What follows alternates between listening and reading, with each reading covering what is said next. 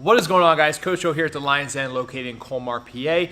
I have decided to switch up my training and take a more hypertrophy approach for the next several months.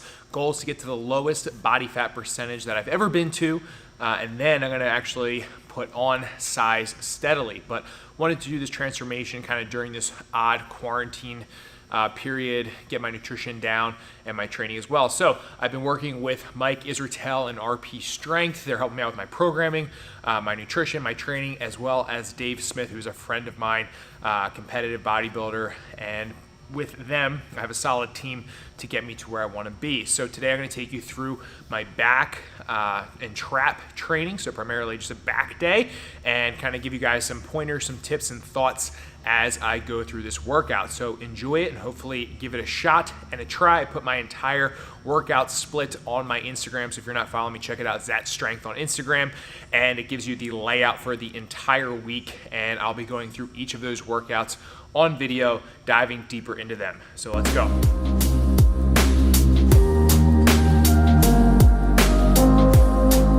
All right, my friends, so first movement on tap for back today was gonna be barbell row, but we're gonna row all the way up to our chest and touch our chest every single time. Now, the biggest thing with this movement and exercise, and actually all the exercises that I've been doing during this hypertrophy phase or mesocycle, has been full range of motion with everything that we do and no body English. So this has been a big difference for me and very eye-opening because we're really just trying to target the muscle itself and get as much stress to that muscle as possible. So when doing these, we really want to make sure that we keep our chest, I would say, as proud as possible by kind of opening up your chest as much as possible and limiting any body English. So the hips shouldn't be moving. This is something that I struggled with early on. I still have a little bit of issue with it, but I'm getting a lot better since when I started. And we want to make sure that we row all the way up using our lats to touch our chest. Now we're going to do that till about technical failure. So from there, we're going to do a superset of regular bent over barbell rows to about our belly button. So you're not gonna be able to get anywhere near as much because you're gonna be pretty smoked from that working set of getting the bar to your chest every single time. But it's just a way that we can get a little bit more stress to the target muscle. So with this exercise, I did 3 sets, and I'm trying to beat last week in terms of volume. So the weight stayed the same, but I'm trying to get increased volume. So I got about 18, and then that was a couple more than last week, and then I got a little bit more on my bent over rows as well for every set. So that's just a basic principle of progressive overload, and we'll do that until I'm no longer getting the proper stimulus or the fatigue is too high, and then we're going to take a deload or a low stress week and then get back after it.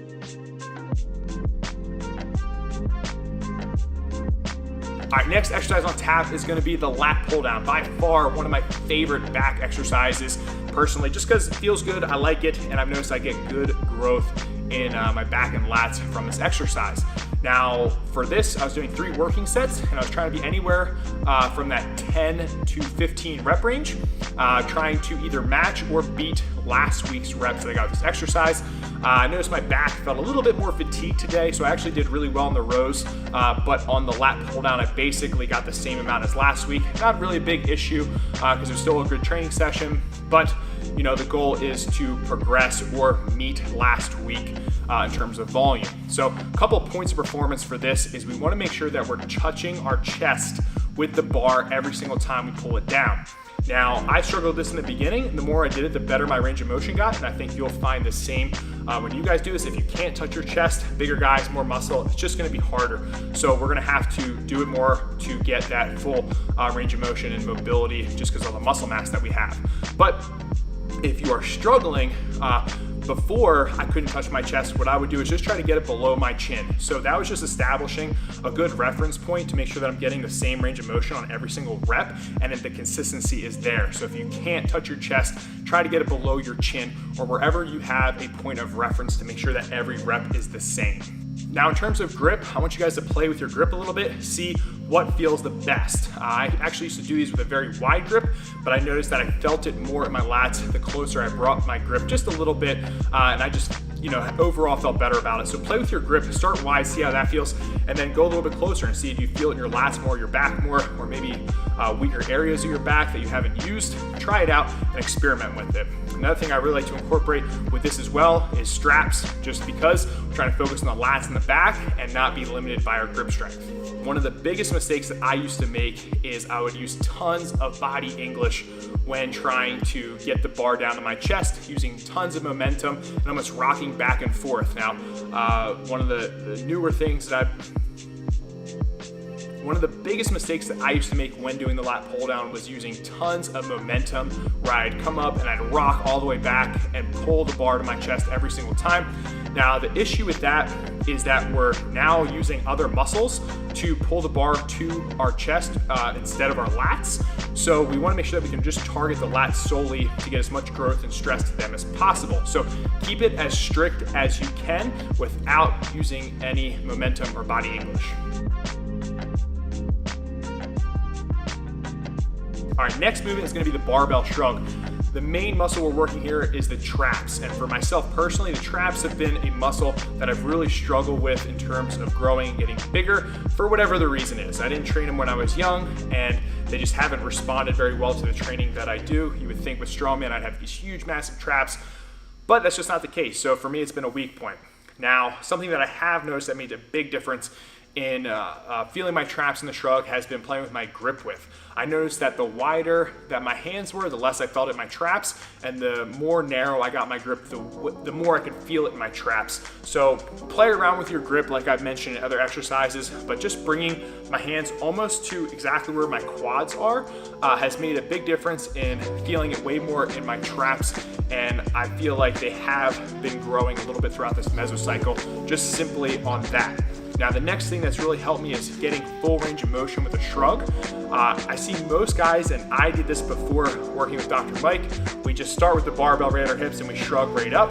But what Mike has taught me is to lengthen the trap as much as possible by almost letting your arms hang and then pulling all the way up and getting a little pause at the top. So you'll see in this video, I kind of let my arms hang a little bit. That's to just stretch out the tricep, get that full range of motion, and get as much amplitude at the top of the shrug. So anywhere from 20 to 30 reps. We're doing about 4 sets here, 4 good working sets, and you should definitely be feeling this. But play around with that grip, play around with full range of motion, using the trap as much as possible, and I think you're gonna love them.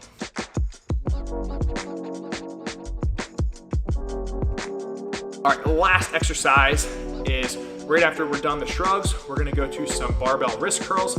I use 115 for these, and basically we're just trying to blow up the forearms, grip strength. It's really good for just everything in general. If you're doing your strongman lifts, if you're doing powerlifting, jiu-jitsu, right? I kind of fall in line with all of those.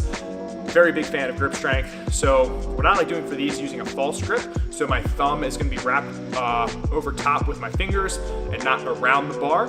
And I'm gonna let it hang all the way down to my fingertips, and then I'm going to roll it all the way up and try to get a slight pause at the top. So once again, full range of motion, open your hand up as much as you can, and then curl in the wrist and get a nice squeeze at the top. Did 4 sets here, anywhere from 10 to 15 reps. Sometimes at the end, I'll actually wrap my thumb back around with a normal grip, and I'll try to squeeze out anywhere from 3 to 4 extra reps with my thumb back around the bar. But you definitely will feel a gnarly forearm pump from these. And just from everything else that you did during this session, your forearms are gonna be nice and jacked. So there you guys have it. That is day 1 of back. I have another back day later in the week with a couple things that are swapped around.